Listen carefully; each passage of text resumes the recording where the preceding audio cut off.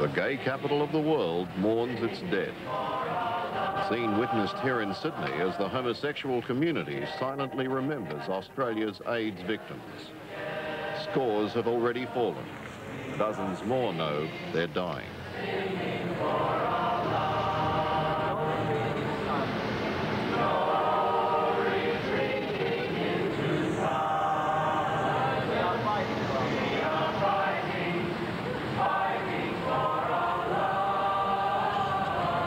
Tears, there's a lot of thinking, a lot of sleepless nights. But you suddenly come to a realisation that with the time that you've got left, are you going to walk around with red eyes every day? And one has to pull oneself together and get on with it. John is a homosexual, which put him at risk right from the start. Unlike little Lee Van Grafhorst, who contracted the deadly virus through a life-saving blood transfusion. Was this inevitable, or was she and other blood recipients the victim of a most evil conspiracy? There are claims that a small frustrated section of the gay community, concerned that governments and medical authorities would do nothing to combat AIDS while it remained the so-called gay plague, embarked on political terrorism. Prominent gay activist Paul Dexter alleges a conspiracy by a breakaway group of radicals to deliberately spread AIDS-infected blood to the straight society. I don't think there's any question. I don't see any other, there isn't any other rational explanation. I think there was a conspiracy, and I think there was very clever propaganda. And I think that it was incomprehensibly evil. It is true that the homosexual community in some states had been good donors of blood as a public service, and perhaps the feeling around was that they should demonstrate their normality, or also demonstrate their anger, if you like, could have been effective. It would be a very difficult thing to check. A letter to the New South Wales Prostitution Committee claims further evidence of an extremist minority campaign to spread AIDS through the entire community. The writer, a King's Cross homosexual, says the group and the gay media are claiming to represent the entire gay community, when in fact they're establishing paper empires to get government funds and couldn't give a stuff for their poor brothers and sisters. He says quarantine is the only way to stop them spreading the disease. If the truth was fully known, those being treated at this moment go from St Vincent's Hospital directly to gay bars in attempts to pick someone up. The writer says bitchiness is a well-known trait within the gay community, and getting even with past boyfriends is high on the list, or others they don't particularly like. He says there is an ego spitefulness of getting even with everyone, and the straights in particular. The allegations, which the Prostitution Committee Chairman Pat Rogan says can't be dismissed, claim open sex in the toilets of a favourite gay pickup bar. The writer says he saw a continual flow of men having sex with all comers, and in his opinion, one AIDS carrier could have infected at least 30 others. While it's impossible to prove this conspiracy claim, we can prove that the AIDS blood plan was seriously considered. 2 years ago, gays in America discussed through their own news media a plan to ensure government research funding. The idea was for all gay males to donate blood if the money wasn't forthcoming by a certain date. They admitted it was political terrorism, but said government prejudice had forced their hand. If it takes threatening and perhaps giving blood to get us the money, the research funds we need, that may be it. The intimate links across the Pacific ensured the American plan became pillow talk down under. What happened was that the main conspirators put out to their close friends this notion that there wouldn't be any help for gays for AIDS until it started to get into the straight community, and that was the reason that they went along with it. Are we talking about, say, doctors referring people there knowing that they had AIDS? It's bizarre, but I think that happened. I have material in my possession that shows that there's a high probability that that actually happened. And for a doctor to do such a thing is absolutely incomprehensible. I don't believe it was stupid. The particular people involved were venereologists. They knew what the disease was about. And I believe they did it on purpose.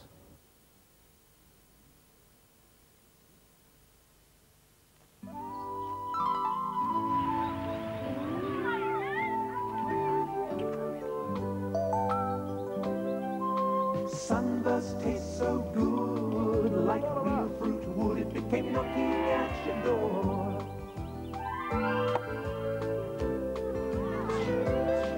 Sunburst, vitality, energy and vitamin C.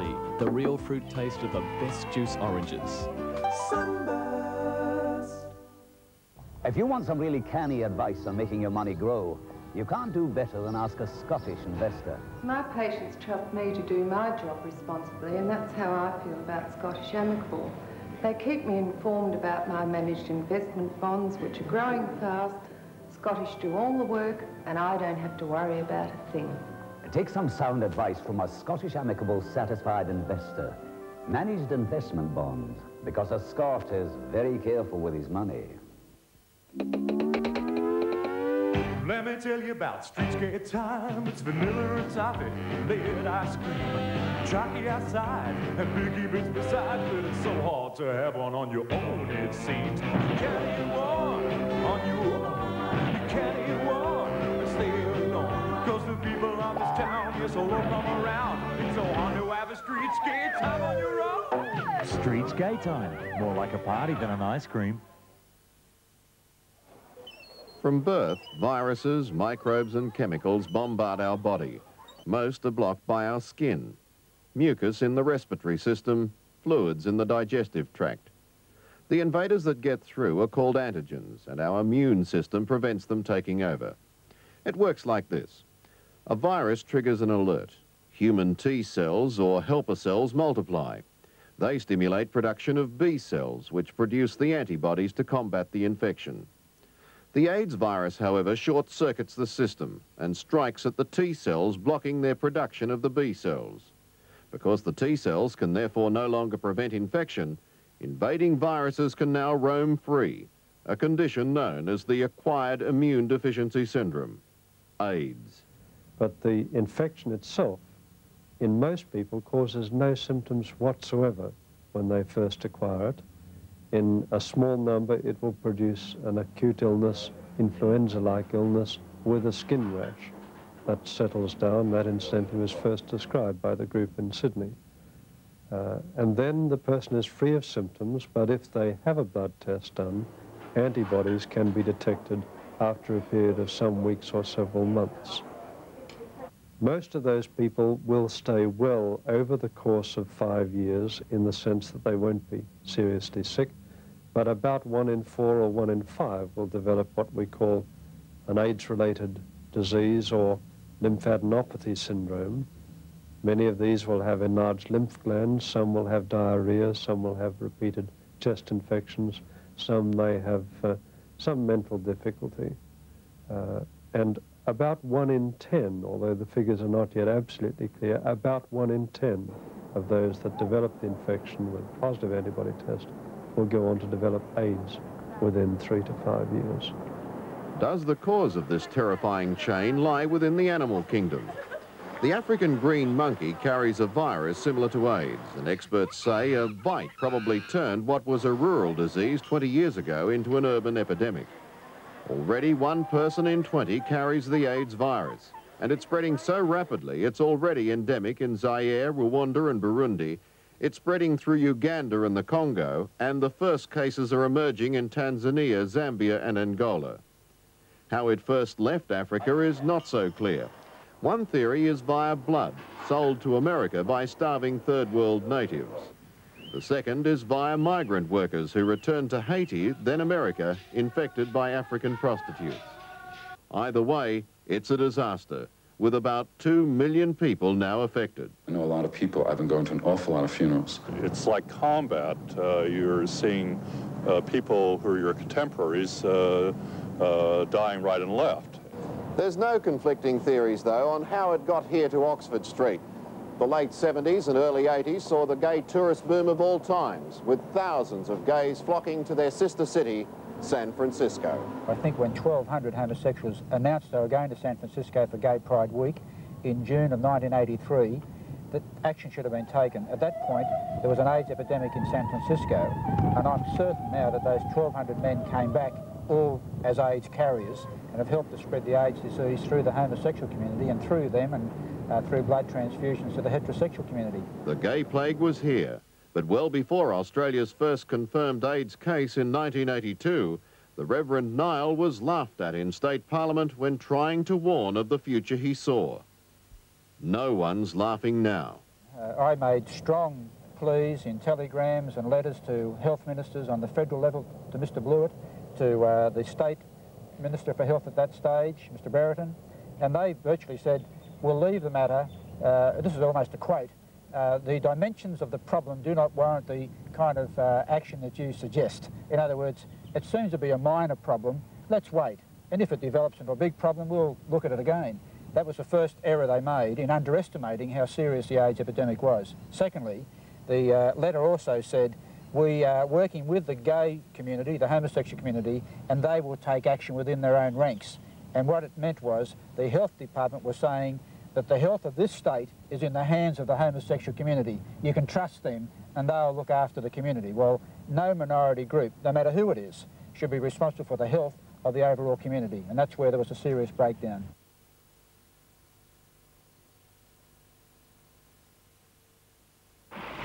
Pool parties, fancy dress parties, kids parties, surprise parties, let's stay home parties, New Year's Eve parties, barbecue parties, political parties.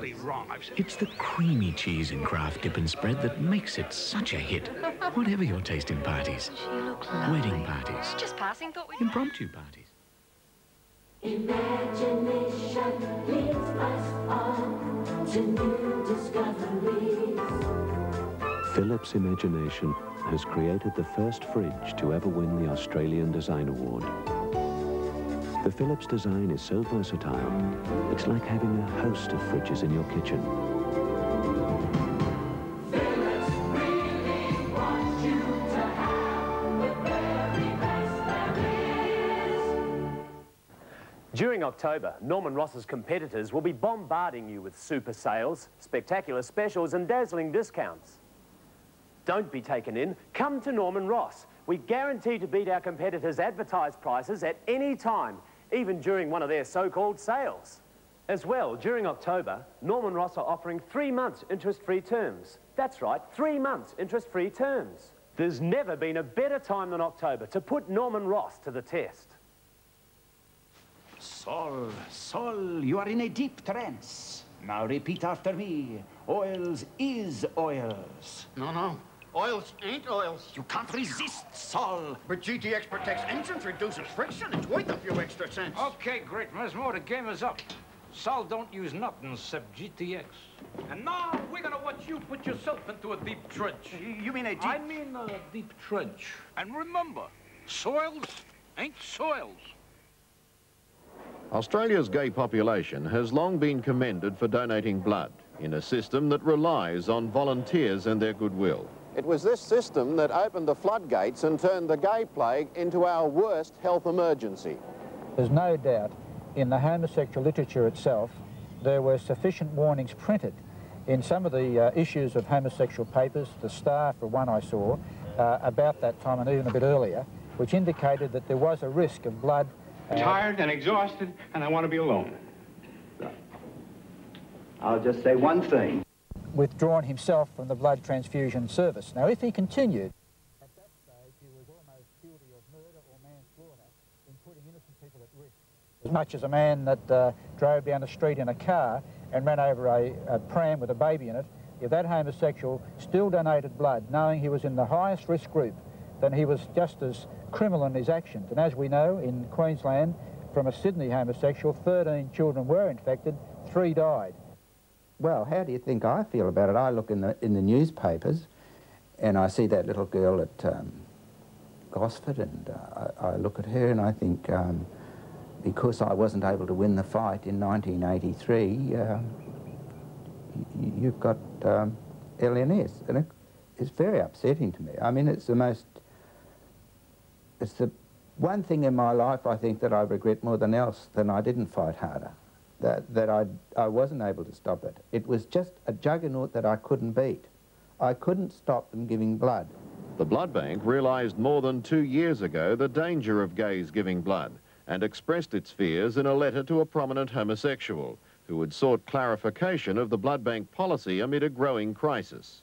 They certainly put a lot of pressure on the Red Cross blood transfusion service, and I did hear one of the officials say that they were weighing up having a ban on homosexuals, and then they realised that the anti-discrimination homosexual legislation could have made the Red Cross vulnerable to be charged by a homosexual with discrimination. And this official I heard speaking said we backed off and left it just to a card that was put in the Red Cross asking homosexuals not to give blood. And in my opinion, that was almost criminal, irresponsible to treat such a serious health risk in that way, leaving it to the person to make up their own mind whether they give blood or not. It was too serious a matter. What we did back in 1983 was talk to the blood bank about their announced policy. Their policy was based on international advice. It was Australian national policy from the Blood Transfusion Service. They adopted that policy. We had no say in what was in it. We agreed with it, and we talked to them about how we might effectively get that information out to people so that the people who were then seen to be at risk and therefore they didn't want them in the transfusion system would withdraw from the system. To the best of my knowledge, nobody has ever donated contrary to the blood bank's guidelines, and the blood bank's guidelines were based on the best medical advice they had at the time. But with hindsight, they really shouldn't have been giving blood, should they? In retrospect, we know a lot more about AIDS than we did then. We didn't know that it was virally caused. We didn't know what the virus was. The policy that has been adopted by the blood bank is, in my opinion, at all stages, been based on the best medical advice at the time. One way of informing high-risk gays not to donate blood was through the gay media, which claimed it alone could avoid abuse of the facts. But as it turned out, some sections of it provided an incomplete scenario, which only added to the confusion and more contaminated blood supplies. One article only half-quoted a statement on the transmission of AIDS originally published in the Medical Journal of Australia. It failed to point out the possibility of AIDS being spread through blood products to haemophiliacs. Another article, this time half-quoting the straight media, told readers that there was no risk of contracting AIDS through blood transfusions. Well, that was a misstatement to start with. What I said at that time was that we had a volunteer blood transfusion service as compared with the paid donor situation which applied in many parts of the United States, and that we had asked the male homosexual community, particularly those with multiple partners, to refrain from donating blood at that time. Now, when we brought in these pleas for them to refrain from donating blood, it's true we talked about male homosexuals with multiple partners, and some of those who continued to donate were people who didn't have multiple partners, but their one partner was a person who did, and it's true that that was not recognized as a risk factor. So some of those who continued to donate were complying exactly with what was requested, and we didn't know enough about the incidence of the disease to be sure that all male homosexuals ought to be excluded from donating blood at that time. It could have had dire consequences in the years to come as people... In hindsight, it did. Certainly there are people in the community who we believe are incubating AIDS and will develop it from the sort of contact, quite apart from blood transfusion, and also some from the transfusion products they've received in the past.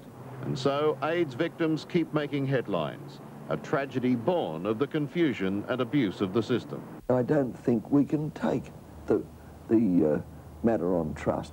I don't think we can leave ourselves in the position where we say, well, you pledge that you'll do nothing to infect other people, but what guarantee have we got?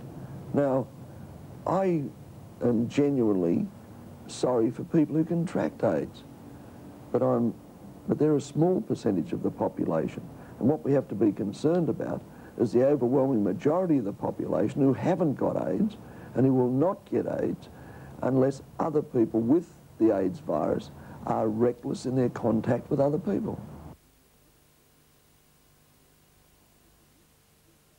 This is the Colonel's Chicken Fillet Burger. Hold it! Hold it! It can't be a burger. Burgers aren't made with a tender chicken breast fillet. Well, this burger is. It's made from a whole chicken breast fillet with lettuce and mayonnaise in a warm sesame seed bun. Sure don't sound like a burger. Actually, it's too good to be called a burger. See? But it is a burger. No, it's not. Oh, yes, it is. It is not a burger. The Colonel's Chicken Fillet Burger. If it isn't the herbs and spices, it must be the way it's cooked. Whatever the part, whatever the parcel. Computer tapes, diskettes, artwork, office supplies, instruments, documents, spare parts, trade samples. When it's needed now, anywhere in Australia, anywhere in the world. When it's got to be personally delivered. When you need it customs cleared. When you want a reliable worldwide air courier all the way without the middleman with no hidden costs. DHL Part and Parcel Express. Reliability made us the world's #1 courier.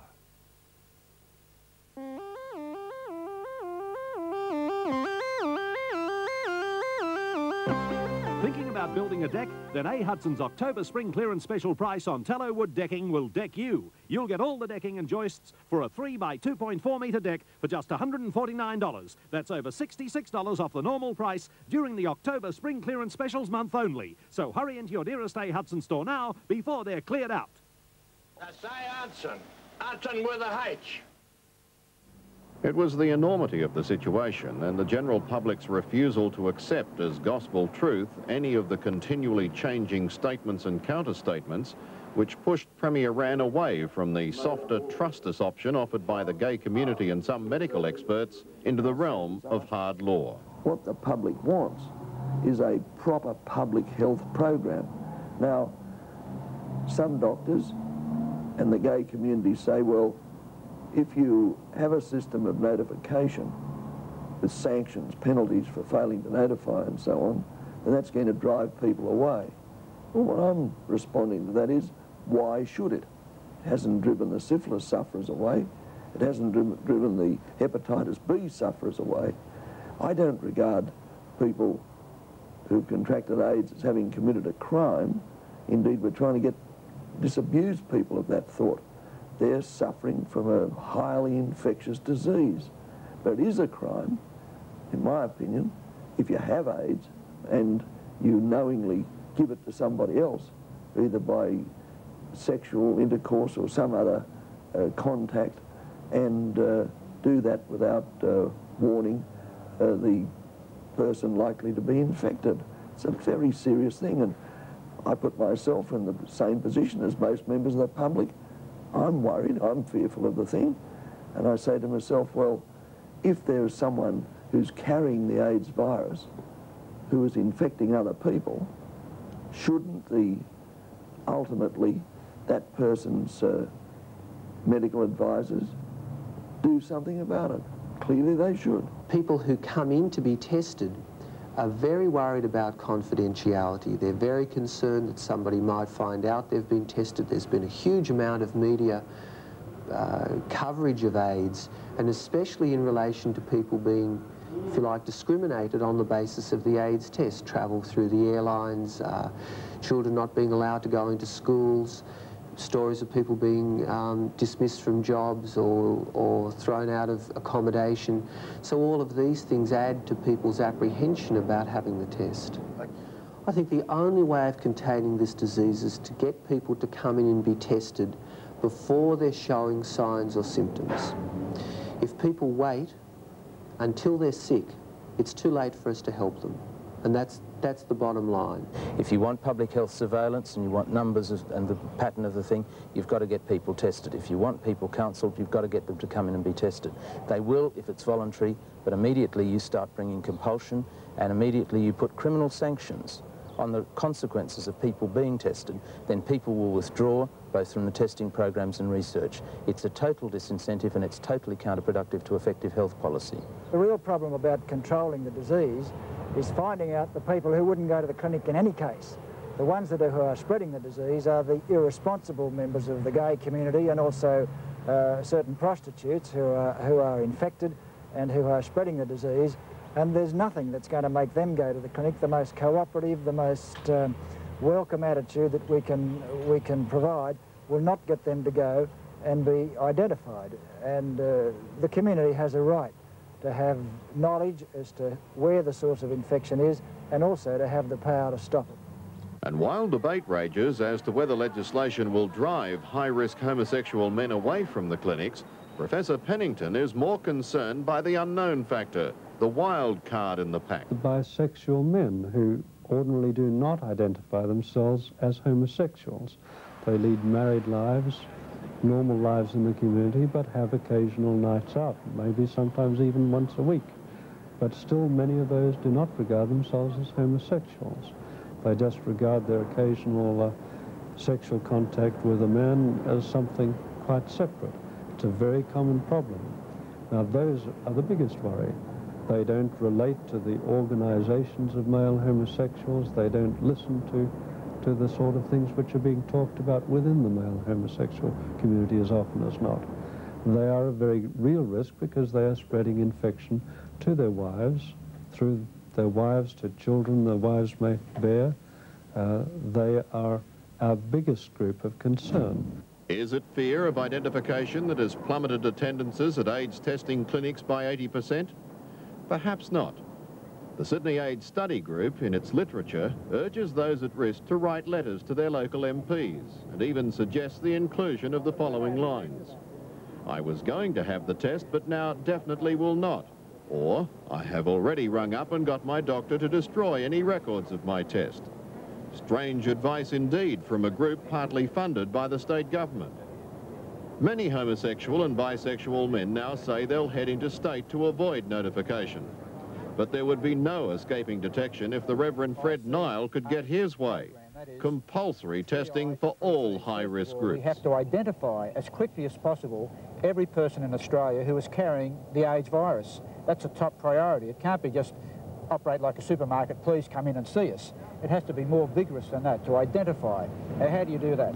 It's not easy, and I think there should be legislation, stronger than Mr. Wran is suggesting, where it is compulsory for anyone in the risk groups. There is one high-risk group, that is the homosexual community. They're number one. Then there are the secondary risk groups that have been infected through the homosexual activists. The prisoners, the prostitutes, the haemophiliacs, those who have had blood transfusions since 1981. All those people should be blood tested urgently to try to identify just how serious, how big is the AIDS epidemic in Australia, so you can fight back.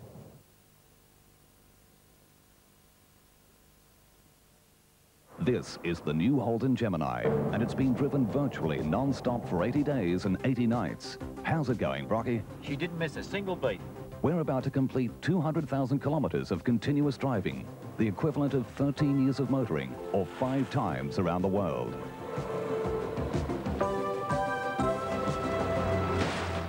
Once you get into Holden Gemini, I reckon it'll go forever. Holden Gemini, reliability is back in style. Kellogg's Just Right tastes like no other cereal.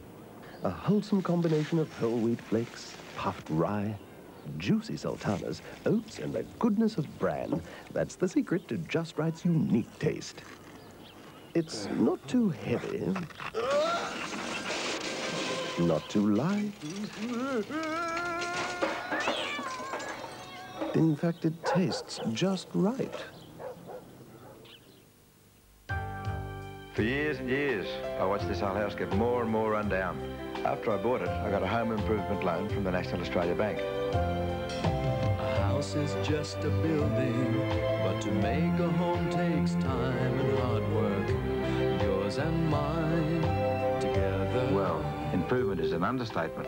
It looks great, but without the bank, it just wouldn't have happened. You can work wonders with a home improvement loan, so get together with National Australia Bank, your bank.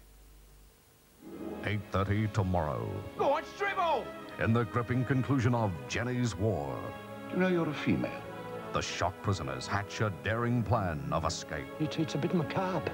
But Jenny refuses to leave. All I want is to find my son. As Klein's Gestapo closes in for the kill. I will tell the Commandant! Jenny's War. A gripping conclusion, 8:30 tomorrow on 10. AIDS has already claimed 51 Australian lives, a jump from 7 reported deaths just 12 months ago. And the AIDS Task Force predicts it will continue to double every 6 months to its expected peak late this century.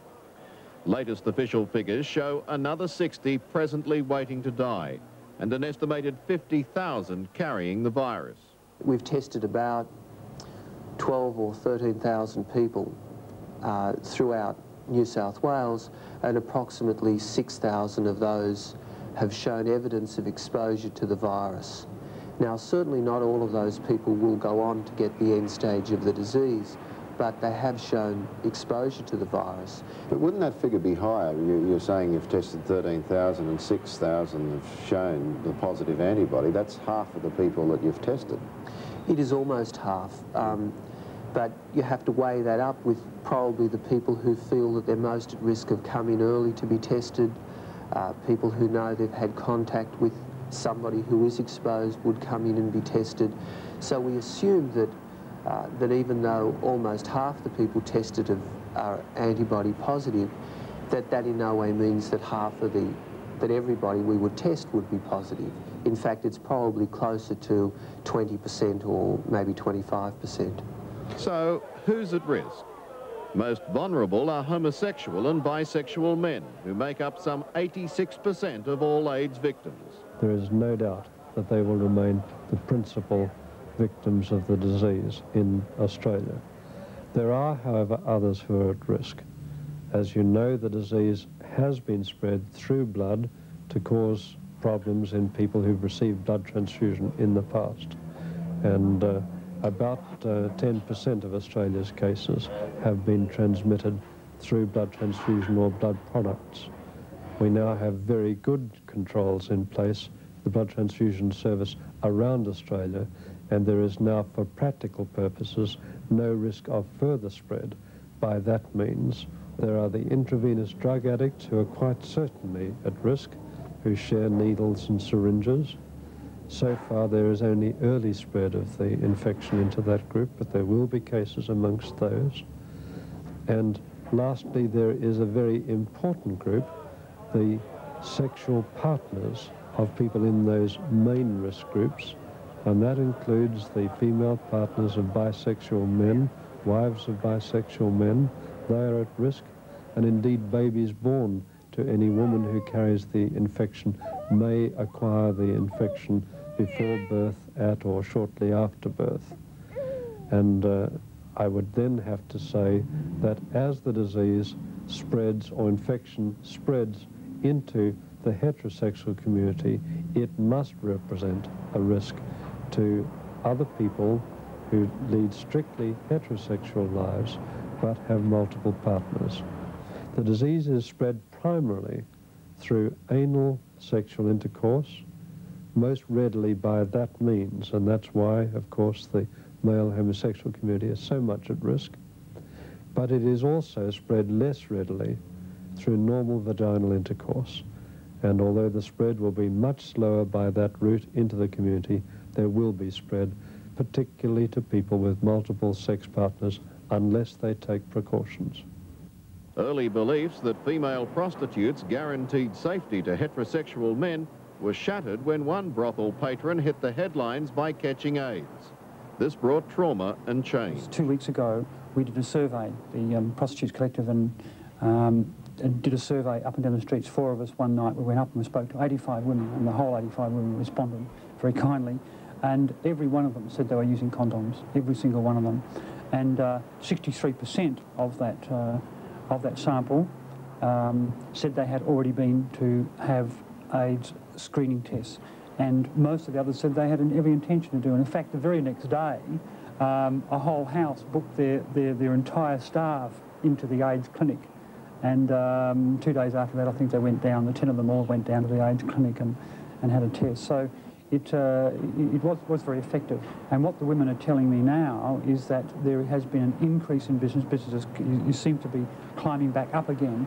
At the same time, there are more and more men that now are expecting sex with condoms, whereas before a lot of men would expect sex without or demand sex without condoms. While the girls have changed their lifestyle, there appears to be no change at the Wall, Sydney's open-air sex market for gays. Not only homosexual boys sell their bodies here, but also heterosexual runaways and drug addicts forced into homosexual acts to feed their hard drug habits. This gives AIDS just another way of crossing the sex barrier. But while the more desperate situation at the Wall opens the way for AIDS, the more refined gay brothels, or parlours as they like to be known, are now enforcing house rules and making public their clean bill of health. Think about it a real lot, you know, and it's like walking out in the street every day. You know, it's the thing that's there, because you see it on the news and that a lot, read in papers a lot. And it's a thing that, you know, it's around, and it scares the hell out of me. Well, why do you continue being a prostitute then? It's the only thing I can do. And to make money is, you know, I've tried other things like jobs and that to get a job, and there's nothing going. So what you're really doing is playing Russian roulette? Sure is. Will it be this time or next time? Yeah. Will I get the board or won't I? Have you had an AIDS screening test? Yeah, I had one done 2 weeks ago. So you don't know the results of that yet? Yes, I do. Were you positive or? Negative. Negative. And you'll continue to have tests, Yep. will you? Yep. I had them before I even came here, all the time. See, I've been gay since I was about 15-year-old, and every 2 or 3 months, when it comes up for the time, I go down to my local doctor and get the AIDS test done, and also get checkups done every 2 or 3 weeks. So before I even came here, I was getting them done. You know, because it's a thing that I've related to keep a health check on me, to see how I'm going, and, you know. Do clients talk about AIDS much? Some of them do. You know, some of them ask. You know, if we go through health checks and that, and we say yeah, and you know, some of them don't want to use the condoms, and you've got to for our sake, you know, because how do we know if they haven't got, because see, outside the straight society males, mostly we could see in a day, probably 3 or 4 in a day. How do we know they're not going out for checkups and that? See, we're at risk from them. You know, they're not at risk from us. So you insist that they wear condoms? Yeah, and if they don't want to wear it, they go. You know, I'm not dying for someone who's not going to wear a condom.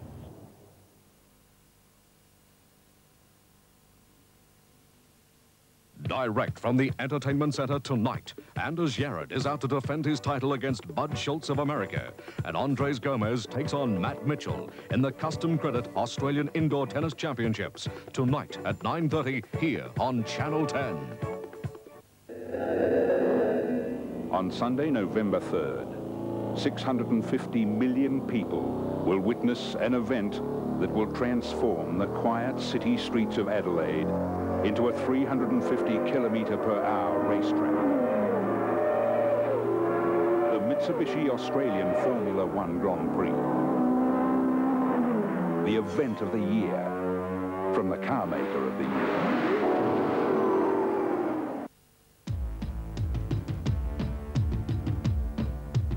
We have your car.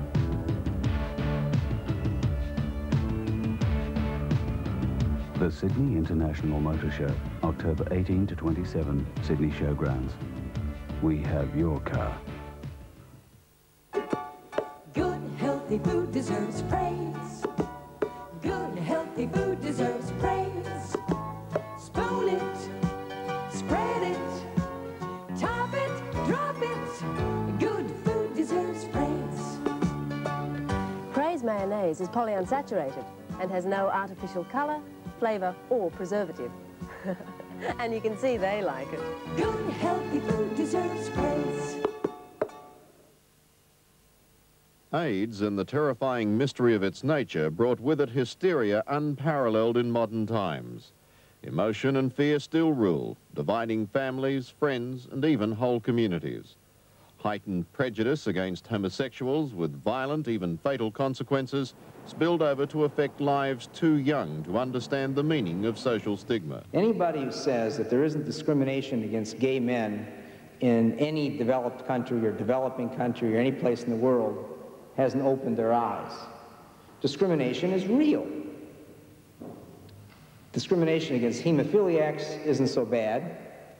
Discrimination against IV drug users is pervasive. Even gay men don't like IV drug users. Added to that discrimination is the discrimination against infected people, irrespective of how they got it. People who have transfusion-associated AIDS are regarded as lepers.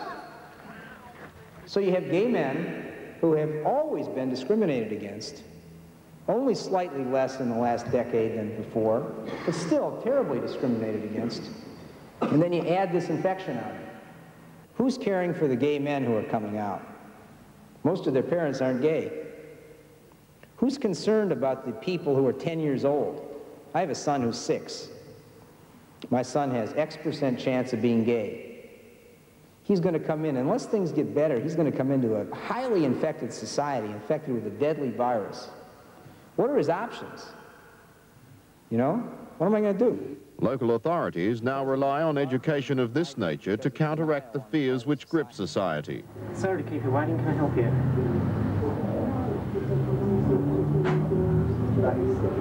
No, there's no danger at all in swimming in a local pool. The virus only lives for a very short time once outside the body, so there's really no danger. The only way that you can contract the virus is by either intimate sexual contact with an infected person or by the mixing of blood. There's probably very little chance of you catching it from saliva. Although the virus has been isolated in saliva, there's no evidence to suggest that it's transmitted in that way. These fears are not totally groundless. In the wake of AIDS being found in a teardrop, a baby infected via breastfeeding, and confirmed cases of transmission through artificial insemination. We know that the disease is not spread through saliva or tears or normal contact with any of those fluids, but it is spread where there is intimate sexual contact or the blood actually gets into the circulation. But we have never had any evidence that AIDS has ever been transmitted through normal social contact, through normal kissing, through sharing of eating utensils, through working beside somebody who carries the infection at any stage of the infection, from the early case to the very late case. There is no danger from handling of food. There is no evidence that the disease has ever been transmitted by food. So in this climate of fear, how traumatic then the news that one has been exposed to this deadly virus? I just want to know what it means, how long I've got to live, what can I do? Did the doctor explain what the result meant? No, he told me I was positive to AIDS. Do you know what that means? Not really. Okay. It means that you have got, we have to assume that you have the virus inside you. It doesn't mean you've got AIDS and doesn't mean that you're going to die. And it also doesn't mean that you have to have no sex evermore. What it does mean, however, is that you've got a potential of developing AIDS over the next 5 years or so. The risk is something like 1 in 10 or 1 in 8. So the odds are in your favour that you're not going to get AIDS. How do I know if I am going to get it then? Unfortunately, we can't tell you. And as you also know, I assume the doctor told you that there is no drug we can offer you to kill the virus. This doesn't mean to say that there's nothing you can do. There's a lot you can do in actual fact. Although there's no drug, if you look at your lifestyle and if you remove anything that could further suppress your immune system, you're going to give yourself the best available chance. Do you practice safer sex, or do you know what we mean by safer sex? No, I've heard about it. I've seen some rubber posters, but... Okay. What it means that if you have active anal intercourse with anybody, you risk infecting them with the virus. If you want to have active anal intercourse, then you need to use condoms. And the condoms need to be used with a water-based lubricant. Okay. Have you ever used a condom before? No. I'll just look like. So if you want to take them home and try them. Right. I'm quite serious. It's very important for you to get used to condoms because, unfortunately, your sex life is going to include condoms from now on, or it's going to mean that you refrain from intercourse. AIDS diagnosis is a terminal diagnosis and is seen as a terminal diagnosis. So the counselling approach is more of providing a resource for people so that they can be as comfortable as possible, so that they can live whatever survival period they have, how they wish to live it. The first couple of days is fairly traumatic. There's a lot of tears, there's a lot of thinking, a lot of sleepless nights. But you suddenly come to a realization that with the time that you've got left, are you going to walk around with red eyes every day? John knows the other approach. He is dying. We're not showing his face to protect him. The Reverend Jim Dykes has the unenviable task of preparing John for death. There are no punches pulled. For instance, if you have cancer, a doctor may give you a glimmer of hope. You know, if we do this and if that happens, maybe. David doesn't pull any punches. He just says, well, you've got it. No apologies or anything like that. You've got it, and there is no hope, so that there is no false hopes given. How has having AIDS changed your life? Or has it changed your life? Yes, it has. I'm more positive in my life. I don't take any bull from anyone anymore, and I won't let people waste my time. It certainly has brought me closer to my lover, and his support has been wonderful. And in fact, more so than the last 17 years. It's been fantastic.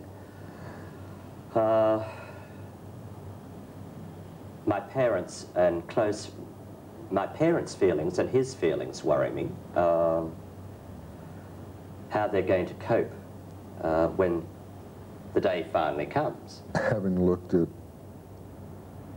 moving toward death, have you thought about what that's going to be like, about people around you, about how you're going to deal with that? Yes, well, I think I'm dealing with it quite adequately, thank you very much. I think about it possibly every day. I'm not ignorant about death, so I'm not frightened of death. John, you've been told that you're going to die. What would you say? What have you learned from this experience? What, if you like, gift would you leave to humanity? Well, I think it's strengthened my personality. I'm enjoying life now more than ever. It only saddens me that the people out there in the suburbs are treating people with AIDS like the Elephant Man. Their minds are set in the 17th century with the Black Plague and leprosy. I pray that people's attitudes would change.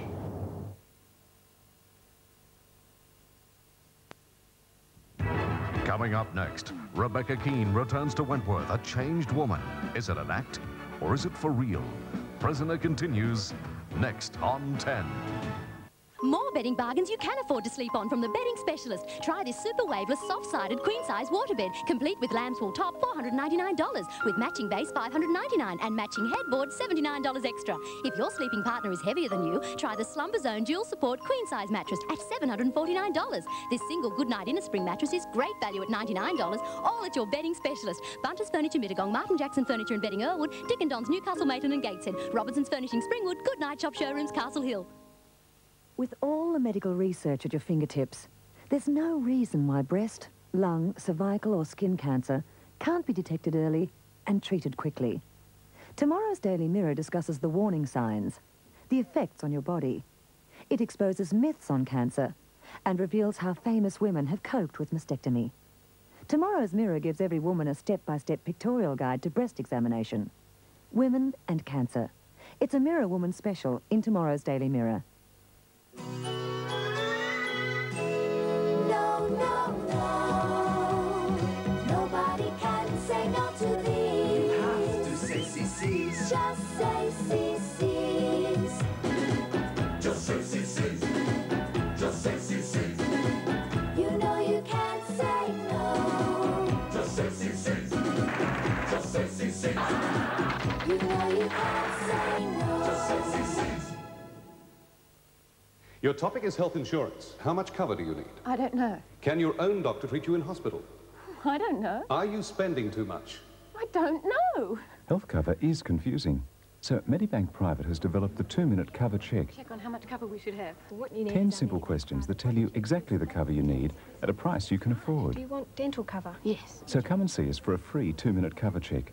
We'll make health cover simple and understandable. Thanks very much. Nobody knows more about health insurance than Medibank Private. Among the unknown factors about AIDS is one terrifying truth. There is no cure. Despite huge amounts of research spending, an effective vaccine is at least 5 years away, and this predicament severely limits the number of weapons available to fight the spread of AIDS. Containment is the key, and AIDS testing for us all may be just around the corner. I would think it may well come down to that. It seems to me that if we could screen everybody, then we would minimise the risk of further infection. Another containment plan, and one sure to evoke controversy, is a hard official look at the role of gay bathhouses. If it became necessary, the government may have to intervene. Again, what will be said is, well, if the government closes the bathhouses, then the gays will go underground and you won't have any controls at all. But I don't think there'd be any doubt in the world that people would be contracting AIDS because of the sexual practices that go on in these bathhouses. And I don't know that any community can sit by and let something be fostered within it without doing something about it.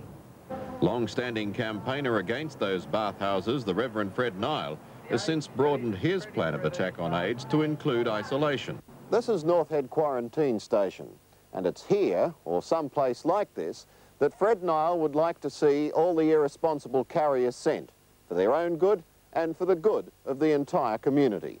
Now, I'm not suggesting that there be some sort of SS operation of arresting people who have AIDS, but it's obvious that AIDS can spread through the bodily fluids. So because of those factors, some steps should be taken to isolate the people. I would sincerely hope we don't have to do that, and I sincerely hope that some vaccine can be developed which will preclude that happening. So while authorities are feverishly searching for the truth about AIDS, the enormous gaps in our knowledge and understanding of it lays the field wide open to abuse, power games, lies and deceit. We are not being told all the truth in relation to AIDS. I believe that the public should be told what the truth is. I don't think that we have a national policy in relation to how we're going to overcome AIDS, and we desperately need that. And I am very concerned that we don't have a policy because there may be people who don't want us to have one. There has been a cover-up, and because of the cover-up, innocent people now have AIDS. The medical authorities haven't been frank, governments haven't been frank, therefore I would want a Royal Commission to find out the answer to a question. Was there a cover-up? Who is responsible? Those people should then be disciplined. They should be dismissed, in my opinion, from the public health departments, because we appoint people into health positions to protect the health of the community. And we seem to have, in this situation, for the first time, some inconsistency. Instead of giving top priority to protecting the community, we seem to have had attempts to conceal information. There's been a blanket of silence. People are suffering and dying. Is a Royal Commission the only way we'll find the truth about AIDS and end all the suffering and grief? Either way, there has to be an end to all the doubts, suspicions and fears. so that we can get on with fighting the disease that threatens our very existence. It's not as if you're getting a cold or the flu or something. If you contract AIDS from someone, over time you're certain to die. I really don't know why I'm alive. I have had so many friends of mine die in this city. It's like wartime. They just drop 1, 2, 3. I'm not dying for someone who's not going to wear a condom. It is a threat in the order of magnitude as the beginning of the Third World War. It only saddens me that the people out there in the suburbs are treating people with AIDS like the Elephant Man.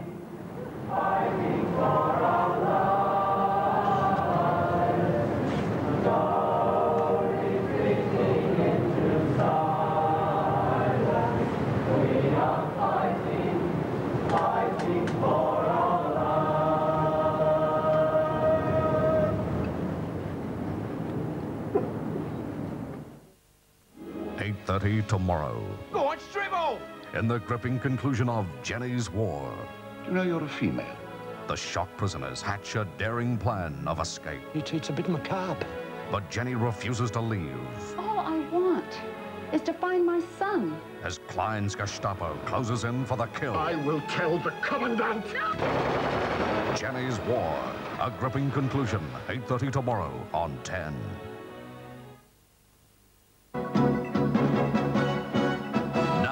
From the Eyewitness Newsroom, a news update. Good evening, Dal Miles. An overwhelming majority of viewers responding to tonight's Eyewitness News poll are in favour of universal blood testing for AIDS. 76% of callers say blood testing should be universal, 24% disagree. The telepoll lines will close at 9 o'clock, then reopen between 9:30 and 10:30. We'll have the final results for you tomorrow night at 6. Sydney police are tonight investigating the deaths of 2 people in Dulwich Hill. The bodies of a man and a woman were found by a visitor to this Myra Road apartment block around 3 o'clock this afternoon. Police say the 2 have been dead for several days, but there are few clues to the causes of death. 3 people have been treated at Shoalhaven Hospital after the Illawarra rescue helicopter crashed 5 kilometres north of Nara this afternoon. The Bell Jet Ranger was airlifting a woman who'd been stranded by floodwaters when it crash-landed near Watamala Creek. I'll have more news 1 hour from now. Direct from the Entertainment Centre tonight, Anders Jarrett is out to defend his title against Bud Schultz of America, and Andres Gomez takes on Matt Mitchell in the Custom Credit Australian Indoor Tennis Championships tonight at 9:30 here on Channel 10.